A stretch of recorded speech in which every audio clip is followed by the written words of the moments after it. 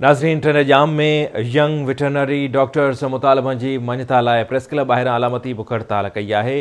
तफ़सील ॿुधाइण जे लाइ वीडियो लिंक ते मौजूदु आहे अज़हर लोची। यंग वेटनरी डॉक्टरनि जे फोरम तरफ़ां जेको आहे सॼी सिंध में जीअं ट्रेन जाम प्रेस क्लब ॿाहिरां जेको आहे इन्हनि जे पंहिंजे मुतालबनि जी मञता लाइ अलामती बुख हड़ताल जारी आहे। अचो त खेसि अॻवाननि सां ॻाल्हि ॿोल कयूं था। 750 डॉक्टर जिन जेको आहे सो सिंध पब्लिक सर्विस कमीशन जो इम्तिहान पास कयो आहे, पर साल गुज़री वियो आहे। बदकिस्मती सां साल खां वठी हिननि खे परेशान कयो पियो थो वञे ऐं न वरी उनजी का जेको आहे सो वाइवा वरिती पई वञे। उनजे पोयां कहिड़ा मक़ासिद आहिनि? उनजे पोयां मक़ासिद इहे आहिनि त पब्लिक सर्विस कमीशन जे अंदरि मच्छी मार्केट लॻी पई आहे।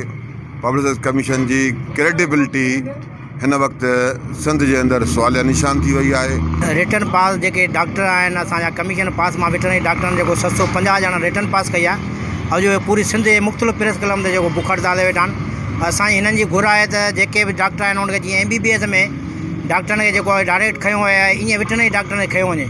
असां जीअं त 3 सूबनि में UCY ते वेटरनरी डॉक्टर मौजूदु आहे, पर हिते जेको आहे 1.25 लाख जानवर जी पॉपुलेशन ते हिकिड़ो डॉक्टर मस आहे। असां इहो ई मुतालबो कयूं था त वेटनरी डॉक्टरनि में जी काफ़ी बेरोज़गारी आहे सिंध में, ऐं असांजो मिनिस्टर बारी ख़ान पितावी साहब असेंबली में काफ़ी दफ़ा इहो चई चुको आहे त वेटनरी डॉक्टरनि जी कोट आहे खैरपुर समेत सॼी सिंध में।